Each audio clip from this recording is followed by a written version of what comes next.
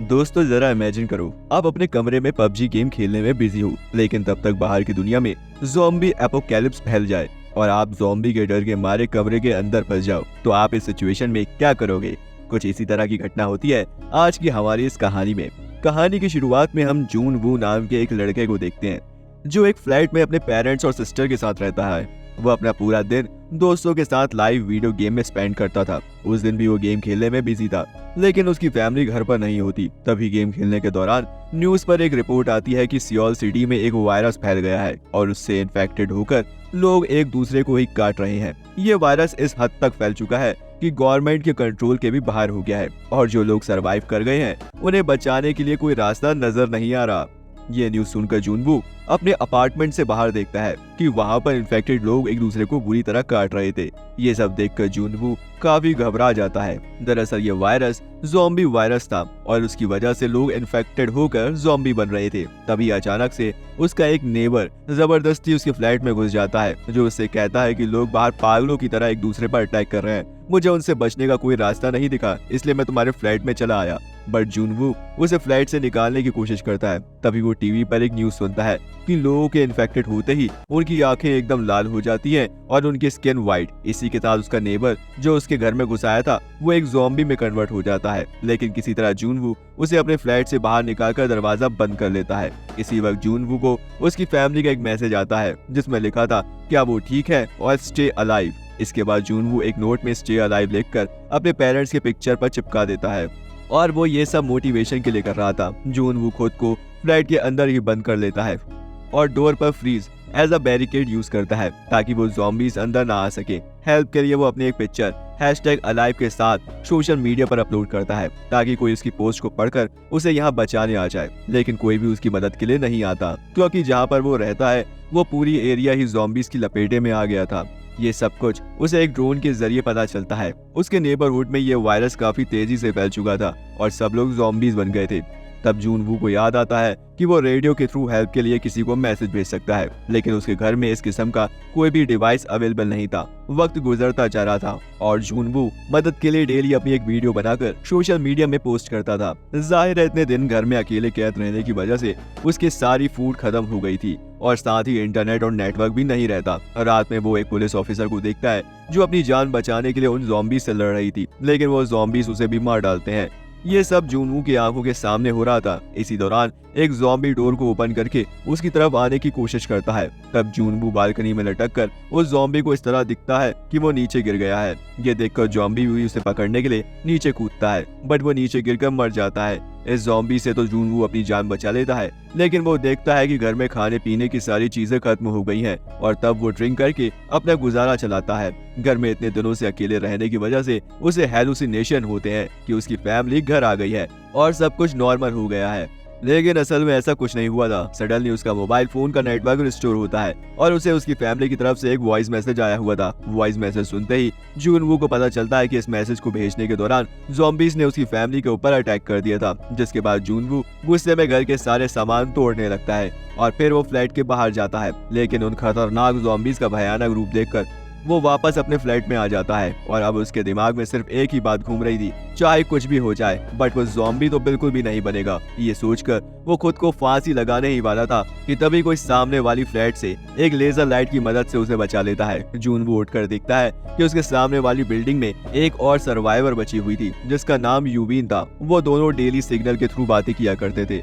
यूबीन ने अपने घर के डोर पर एक ट्रैप लगाया था जिसके अंदर एक ज़ॉम्बी फंस जाता है और इस मौके का फायदा उठाकर यूबीन उसे मार डालती है। यूबीन एक अच्छी लड़की थी, वो किसी को भी मारना नहीं चाहती थी, लेकिन सिचुएशन ऐसी थी कि उसे जिंदा रहने के लिए ज़ॉम्बीज को मारना होगा। यूबीन देखती है कि जूनवू काफी दिनों से भूखा है, इसलिए वो उसे खाना देने के लिए एक बॉल में रस्सी बांधकर उसकी अपार्टमेंट में फेंकने की कोशिश करती है, लेकिन वो बॉल वहां पहुंचने के बजाय नीचे गिर जाती है।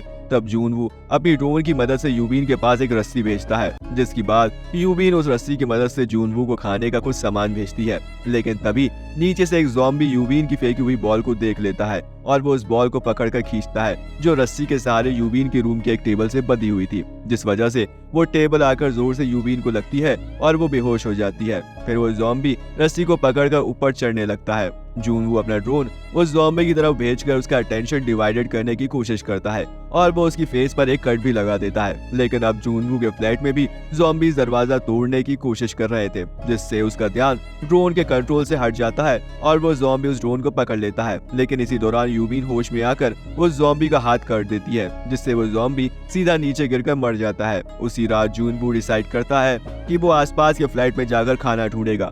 जूनवू अपने पास के एक फ्लैट के अंदर जाता है, जहां उसे खाने पीने के साथ साथ वॉकी टॉकी और एक ईयरफोन भी मिलता है। तभी उसकी नजर एक लेडी पर पड़ती है जो कि मर चुकी थी, लेकिन उसी वक्त एक ज़ॉम्बी आकर जूनवू पर अटैक कर देता है। तब जूनवू किसी तरह उस ज़ॉम्बी से अपनी जान बचाते हुए वापस अपने फ्लैट में आ जाता है। वो ईयरफोन की मदद से रेडियो के थ्रू मैसेज भेजना चाहता था, लेकिन अनफॉर्चुनेटली रेडियो भी डाउन था, जिसके बाद जूनवू एक वॉकी टॉकी में कुछ खाना यूबीन को भेजता है। वो दोनों वॉकी टॉकी के जरिए काफी दिनों तक एक दूसरे से बात करते हैं। यूबीन जूनवू को बताती है कि उसे हाइट से बहुत डर लगता है। यहाँ हमें ये रियलाइज होता है कि खाने पीने के अलावा इंसान को किसी के साथ की भी जरूरत होती है, क्योंकि अकेला रहना भी कभी कभी किसी इंसान को पागल बनाने के लिए काफी है। पानी के लिए दोनों बाहर कंटेनर्स रखा करते थे और जब बारिश होती थी तो वो कंटेनर्स पानी से भर जाया करते थे।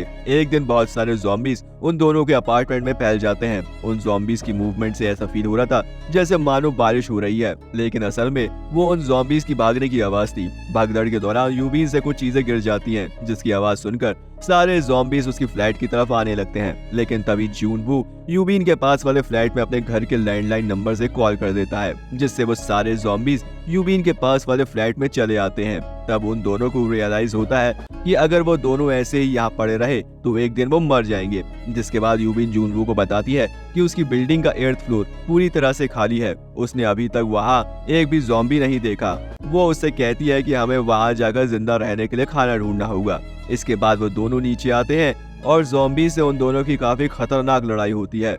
वो दोनों किसी तरह बड़ी मुश्किल से अपनी जान बचाते हुए लिफ्ट में पहुंचकर 8th फ्लोर पर आ जाते हैं, लेकिन ज़ॉम्बी जो उनका पीछा कर रहे थे वो भी वहां पर आ जाते हैं। बट तभी अचानक एक आदमी उन दोनों को ज़ॉम्बी से बचा लेता है, जिसके बाद वो आदमी उन दोनों को खाना और पानी ऑफर करता है। लेकिन यूबीन स्टार्टिंग से ही उस आदमी को डाउटफुल थी, इसलिए वो खाना नहीं खा रही थी, पर बाद में उसे मजबूरन खाना खाना पड़ता है। यहाँ हमें पता चलता है कि वो आदमी सच में उन दोनों को धोखा दे रहा था। उसने उन दोनों के खाने में बेहोशी की मेडिसिन मिलाई हुई थी। उन लोगों के बेहोश होने के बाद वो आदमी उन्हें बांध देता है। दरअसल वो आदमी अपनी ज़ॉम्बी बीवी के लिए यूबीन को एज अ फूड लेकर जा रहा था। वो यूबीन को अपनी ज़ॉम्बी वाइफ के रूम में फेंक देता है, लेकिन तभी जूनवू को होश आता है और वो उस आदमी को गन पॉइंट करके यूबीन को उस कमरे से बाहर निकालने को कहता है, बट वो आदमी उसकी बात नहीं सुनता। यहाँ पर यूबीन समझदारी दिखाते हुए एक कपड़े से उस आदमी की वाइफ को फेस कवर करके उस आदमी के ऊपर छोड़ देती है, जिसके बाद वो ज़ॉम्बी औरत अपने ही हस्बैंड को काट लेती है। फिर यूबीन न चाहते हुए भी उन दोनों को मार देती है और गोलियों की आवाज सुनकर सारे ज़ॉम्बीज उस फ्लैट की तरफ बढ़ते हैं, जिस वजह से उन दोनों को लग रहा था कि अब वो नहीं बचेंगे। लेकिन तभी अचानक से उन दोनों को हेलीकॉप्टर की आवाज सुनाई देती है। वो दोनों ज़ॉम्बीज का मुकाबला करते हुए बिल्डिंग की छत पर आ जाते हैं, लेकिन अफसोस वहाँ पर उन्हें कोई भी हेलीकॉप्टर नजर नहीं आता। जूनवू कुछ बची कुछ गोलियों से उन ज़ॉम्बीज को शूट करता है और साथ ही वो दोनों अपने लिए प्रे करते हैं कि वो बच जाएं। तभी अचानक से वह हेलीकॉप्टर सच में आ जाता है, जिसमें 2 सोल्जर बैठे हुए थे।